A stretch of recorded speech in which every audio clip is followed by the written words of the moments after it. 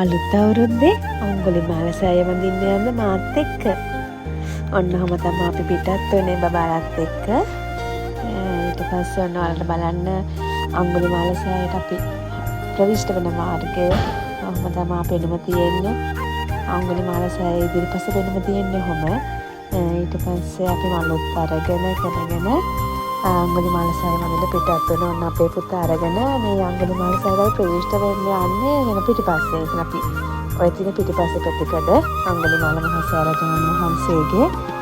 ඊට පස්සේ අපි අතනින් මහ සෑයට ඇතුල් වුණා. මහ සෑයට දුන්නාට පස්සේ ඔය වගේ පෙනෙන්නේ ඔය තියෙන අඟුලිමාල මහ රහතන් වහන්සේගේ පිළිමය. ඊට පස්සේ අපි මල් පූජා කරා. අඟුලිමාල අපි අරන් ගියපු මල් අඟුලිමාල මහ රහතන් වහන්සේට පූජා කරන්න අරගෙන ගියා.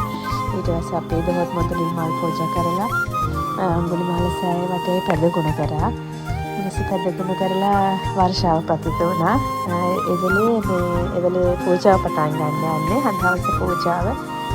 ඊට පස්සේ බලන්න සුවඳ දුම් මාරේ තමයි ඔය පිටලා තියෙන්නේ. ඔයාලත් යන්න. ඔයාලත් පුළුවන් වෙලාවට බෝවත් අඟුලිමාල මහ සෑරජාණන් වහන්සේ වඳින්න යන්න පින් කුසල රැස් කරගන්න. මේ වීඩියෝ එක බලලා පින් කැමති සියලු දෙනාම පින් කුසල රැස් කරගන්න. ගියාම හිත නිවන හරිම සාමකාමී සංසංතන අඟුලිමාල මහ සෑය විහාරය.